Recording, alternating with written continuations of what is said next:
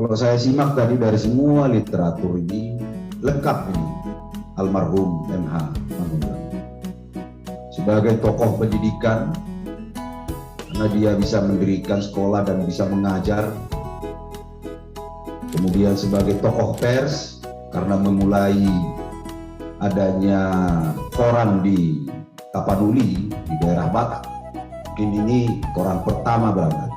Mungkin tadi yang sampaikan Pak Pendeta Ebenezer tadi, Bang Gaul, apakah itu dari majalah Immanuel atau dari koran Medan waktu itu, ada koran namanya Medan Priyadi, tahun 90-an ke tahun 1900 itu,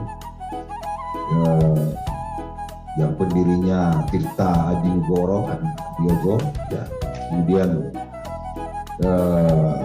masuk lagi bisa menjadi tokoh anti kolonialis, ini dia, anti kapitalis. Jadi kalau sudah anti kolonialis, sudah pasti dia anti kapitalis. Kalau sudah anti kapitalis berarti anti liberalis. Berarti apa yang dipahami oleh almarhum MH Manulang ini adalah Marxisme, kalau Soekarno katakan, kalau zaman dulu mungkin Marxisme, sosialisme. Nah, itu tentu bukti perlawanan terhadap kezoliman penjajahan. Ini harus kita apresiasi betul komitmen beliau ini, almarhum MH Manulang. Masih muda dengan umur 19-20 tahun, tapi sudah mulai melakukan pergerakan. Nah, mungkin pertanyaannya siapa yang mengelami beliau? Menurut pendapat saya ada dua. Jadi jending ini urusan tentang agama. Agama itu mengajarkan kasih, tidak boleh ada penindasan, tidak boleh merampas hak-hak orang. Nah, ini jending. Nah, ada penjajahan Belanda. Jadi dua hal yang berbeda ini sebenarnya. Kalau kita satukan penjajahan Belanda dengan jending, ini bisa jadi salah tafsir kita.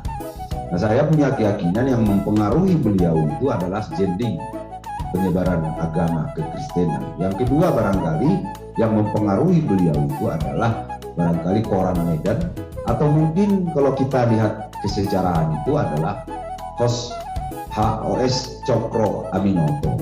Barangkali ini menjadi patron-patron beliau sehingga memulai pergerakan-pergerakan anti kolonialis, anti imperialis, nah tentu anti kapitalis dan liberalis.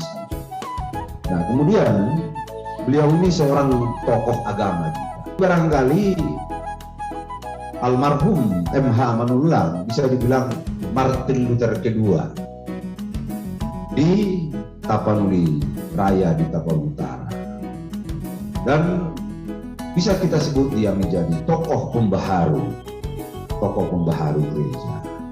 Dalam arti bahwa gereja itu mungkin zaman dulu bahwa ada muncul eksklusifnya, apakah itu jending atau yang lain itu, maka Pak almarhum MH Manulang memulai pembaharuan sehingga gereja itu betul-betul menjadi penggerak masyarakat, menumbuhkan semangat masyarakat, apakah di bidang pendidikan, pertanian, kesehatan, dan lain sebagainya, ataukah jending yang dimulai sebelum penjajahan Belanda itu masuk, apakah setelah Belanda masuk, jending berubah menjadi alat kolonialisme, sehingga beliau berpikir, wah, ini harus gereja yang baru, yang tentu bukan alat kekuasaan, tetapi alat masyarakat untuk menentang kezoliman kekuasaan penjajahan. Ini barangkali yang perlu kita simak juga.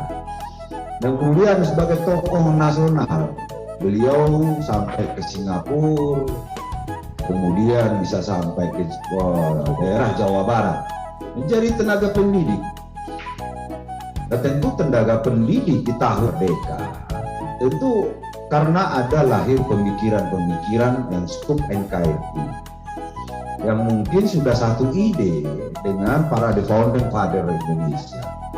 Jangan-jangan kalau kita mungkin cari ini di Belanda, dokumen-dokumen, jangan-jangan tercatat ini sebagai the founding father pendiri Republik Indonesia. Jangan-jangan beliau terlibat juga mencetuskan Pancasila. Jangan-jangan, ya, karena kalau kita lihat beliau lahir duluan dari Soekarno, Cokroaminoto duluan lahir dari M.H. Manula. Ini rentetannya kita lihat. Rata-rata mereka itu semua tokoh yang bergerak di bidang pergerakan kemerdekaan, dan dimulai dari mereka itu bergerak di pers, di media. Jadi ini satu terah ini kita lihat. Jangan-jangan beliau itu terlibat dalam diutus mungkin setelah dari Jawa, pulang dari Singapura, kemudian ke Jawa Barat, si Carua tadi saya baca itu dokumennya. Kemudian jangan-jangan di kalangan kaum NKRI Pancasila, ya, kemudian diutus beliau untuk bagaimana Tapanuli ini juga membentuk yang namanya Jong Batak.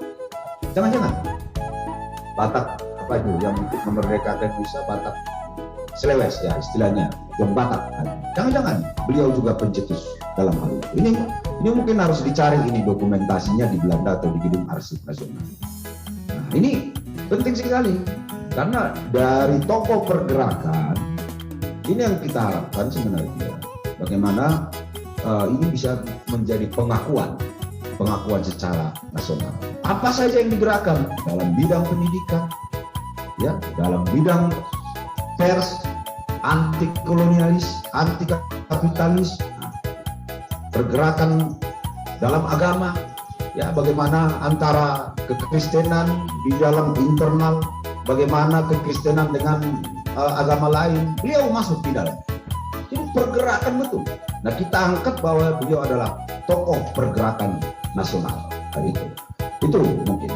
Nah, saya baca tadi juga pejuang hak-hak kemanusiaan. Tadi soal reforma agraria. Nah, itu kalau kita lihat ideologi Bung Karno dalam Semesta Berencana, bahwa bagaimana setiap warga negara itu harus punya tanah, punya lahan, biar jangan budak di negeri sendiri, biar jangan buruh di negeri sendiri. Tidak boleh tanah dikuasai satu orang sampai ratusan hektar, tapi harus milik rakyat. Ini kalau kita lihat juga masuk. Artinya kalau tali temali sejarah ini, beliau ini almarhum M.H. Manulang ini sudah luar biasa. Mungkin barangkali putra sang fajarnya Tapanuli, orang Batak. Dan ini luar biasa. Kalau ini kita harus perjuangkan sesegera mungkin ini menjadi tokoh nasional.